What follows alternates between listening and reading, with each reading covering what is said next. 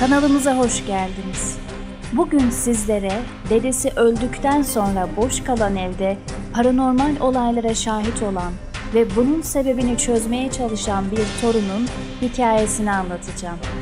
Hikayeye geçmeden önce kanalımıza abone olmayı ve bu tarz hikayelerin devamı için videoyu beğenip yorum atmayı unutmayın. Keyifli dinlemeler.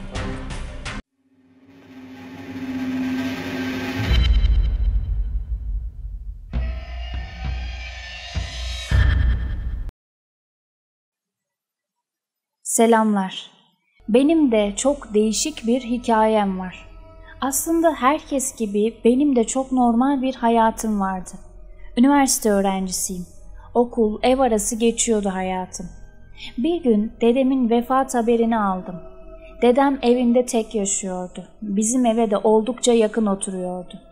Ara sıra ziyaretine giderdim. Zaten okula giderken de dedemin evinin önünden geçiyordum. Giriş kattaydı evi. Hemen balkona çıkar, halimi hatırımı sorardı. Çok düşkündüm ona. Ölümü beni yıkmıştı. Uzun zaman kendime gelemedim. Okula gideceğim zaman yolumu değiştirdim. Çünkü o öldükten sonra geçtiğim ilk günde gözlerim onu aradı. Her an balkona çıkıp konuşacakmışız gibi. Bir daha da geçemedim. Annem dedemin evine gidip temizledi. Evi tamamen kapatmadılar. Yani eşyaları satıp evi bir anda boşaltmadılar. Benim teyzem var, başka bir ilçede yaşıyor. Eşyalar dursun, biz gelip gittikçe kalırız dedi. Onun için elektriği, suyu, hiçbir şeyi kapatmadılar. Ev dedemin üstüneydi zaten, kira değildi. O yüzden kalsın böyle dediler. Bazı eşyalarını alıp bize getirmişti annem. Bunlardan biri Havas ilmiyle ilgili çok eski bir kitaptı. Sayfaları o kadar yıpranmıştı ki neredeyse okunmuyordu. Kaç yıllıksa artık. Görünce şaşırdım tabii. Dedemin ne iş olur böyle şeylerle diye. Ama pek de önemsemedim. Gelmiştir bir yerden dedim. Sonra bir gün akşam vakti okuldan gelirken dedemin evinin önünden geçmem gerekti. Çünkü çok yorgundum. Yolu daha fazla uzatmak istemedim. Evin oraya geldiğimde elimde olmayarak baktım eve ve şok oldum. Çünkü ışıklar yanıyordu. Hırsız falan girmiş olabilir diye koşarak binaya geldim. Yöneticinin ziline bastım. Ama o zamana kadar ışıklar kendiliğinden söndü. Anlattım adama binada hırsız olabilir, ışık yanıyordu diye. Bu arada annemgili de aradım. Onlar da hemen geldi. Anahtar bizde olduğu için girdiler eve. Ama hiçbir anormallik yoktu. Emin misin öyle gördüğüne dediler. Eminim desem de evde birinin olmadığı aşikardı. Boşuna insanları korkuttum diye düşündüm. Sonra da evin önünden geçmeye alıştım. Yine bir akşam okuldan dönerken dedemin evine takıldı gözüm. Perdeleri açıktı. En son biz girmiştik ve perdeleri de kapatmıştık. Dikkatle baktım, pencerenin önünde siyah bir suret gördüm. Öyle korktum ki koşa koşa eve geldim. Annemgile anlattım ama ilk olayda boşuna panik yaptırdığım için şimdi inanmıyorlardı. Ben de hayal mi görüyorum acaba diye düşündüm. Dedemin ölümü beni çok etkilediği için oluyordu belki de. Birkaç hafta daha böyle geçti. Ben dedemin evinin önünden geçerken hep bakıyordum bir şey olacak mı diye. Bu süre zarfında olmadı ama son geçişimde yine gördüm. Perdelerin kendi kendine açılıp kapandığını gördüm. Titremeye başladım. Bunlar tesadüf olamaz dedim. Emindim artık. O evde bir şeyler vardı ama ne? Ailem de inanmadığı için bu sırrı tek başıma çözmeye karar verdim. İlk önce bir plan yapmalıydım. Asıl amacım eve girmekti. O yüzden dedemin evinin anahtarını alarak okula gittim. Okul çıkışı yani akşam olduğunda dedemin evine geldim. Kimse görmesin diye sessizce ve dikkat çekmeden binaya girdim. Işıkları açtım. Çok korkuyordum. Salona doğru ilerledim. Salonun da ışığını açtım. Işığa tam bastığım anda evden bir müzik sesi geldi. Sıçradım tabii. Baktım masanın üstündeki radyo açılmış. Hemen gidip kapattım. Nasıl açıldı bu kendi kendine diyordum. Üstelik tam salonun ışığına bastığım anda açılmıştı. Sanki ışığın düğmesine değil de radyonun düğmesine basmıştım. Salonun dört bir köşesine dikkatle baktım. Bir şey göremedim. Yatak odasına girdim. Dedemin yatağını, askılıktaki hırkasını görünce çok kötü oldum. Ağlamaya başladım. Yatağa oturdum, hıçkıra hıçkıra ağlıyordum. Tutamadım kendimi. Bir süre öyle ağladım. Cenazesinde pek ağlayamamıştım. O zaman şoktaydım. Şimdi ise içimde biriken tüm acıyı atıyordum. Biraz ağladıktan sonra eve gideyim artık dedim. Annemgil merak ederdi yoksa. Ağladığımda anlaşılmasın diye banyoya gidip elimi yüzümü yıkamak istedim. Banyoya girdim. İşimi halledip kapıdan çıkacağım an kapattığım musluk açıldı. Döndüm baktım, gözlerime inanamıyordum. Hemen kapattım. Evden çıkmak istedim, hızlıca da çıktım. Bir taraftan da ara ara arkamı dönüp eve doğru bakıyordum. Eve gelince hiçbir şey belli etmeden odama geçtim. Annem gel yemek ye dedi. Okulda yemiştim. Canım istemiyor dedim. Odamdan hiç çıkmadım. Düşünüp durdum. Radyo nasıl açıldı, musluk nasıl açıldı diye. Aklıma annemin dedemden getirdiği Havas kitabı geldi. Onu alıp tekrar girdim odaya.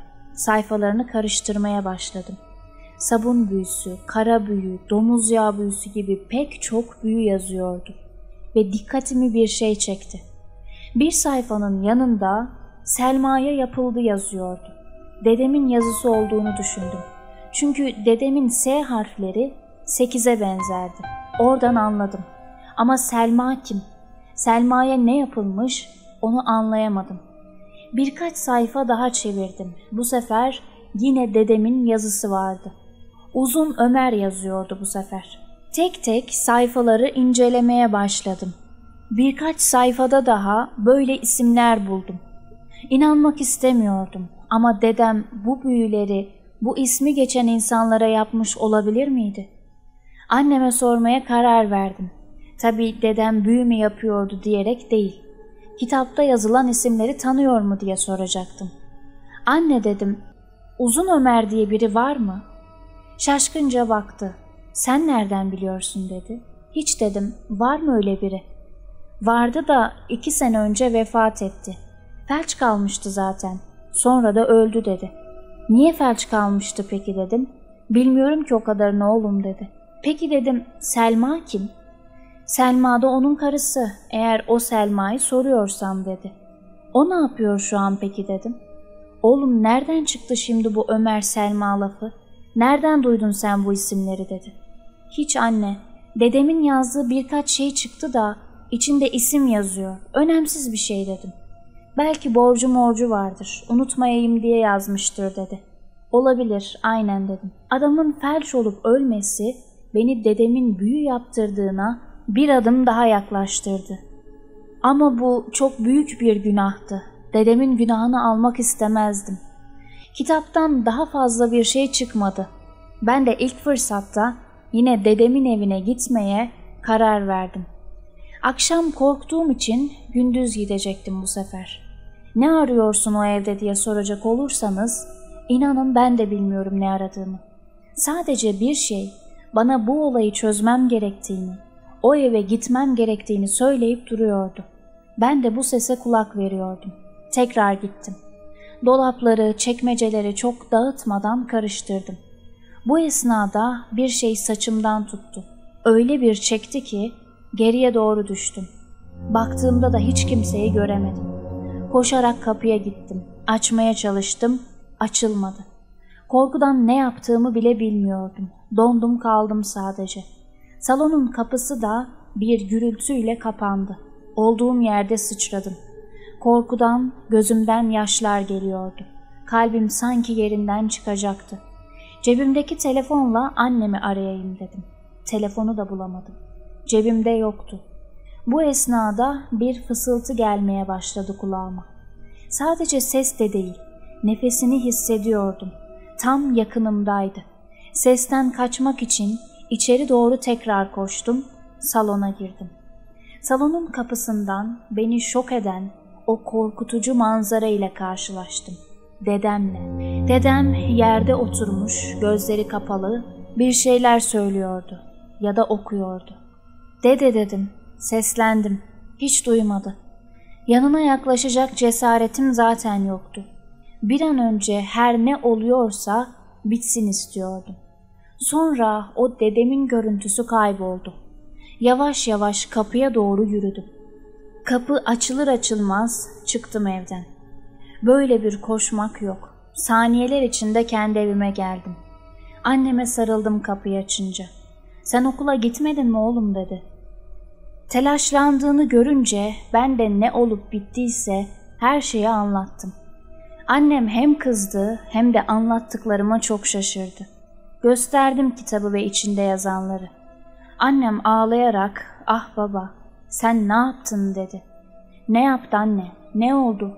Kim bu insanlar? Dedemle ne ilgileri var?" dedim. Annem de bana bildiklerini anlattı ve babam dahil bunlara kimseye söylememi istemedi. İlk kez size anlatıyorum. Dedem zamanında Selma diye bir kadını sevmiş. Selma ile gizli gizli görüşmüşler. Dedem o zamanlar askere gidecekmiş. Selma bekleyeceğine söz vermiş ama sözünü tutmamış. Dedem döndüğünde Selma'nın nişanlandığını duymuş. Nişanlandığı kişi de bu Uzun Ömer denilen adam. Uzun boylu olduğu için lakabına Uzun diyorlarmış. Gerisini tahmin ettik. Dedem bunu kaldıramayıp büyü yaptırmış. Hatta kitap dedemde olduğuna göre bizzat kendisi yapmış. Annem de Selma'nın yaşadığını söyledi. "Kadın yaşıyor, bu büyüyü bozduralım." dedi. Biz annemle günler sonra bir hocaya gittik. Dedemin fotoğrafını verdi annem. Çünkü doğum tarihi doğru değildi. Hoca bakımı yaptıktan sonra tahminlerimizin doğru olduğunu söyledi. Dedem gerçekten büyü yapmış. Bunu çözmek için de Selma'ya ulaşmamız lazımmış. Öyle uzaktan kolay bir şekilde çözülmezmiş. Annem onu ancak köye gidersek buluruz dedi. Ama nasıl gidecektik?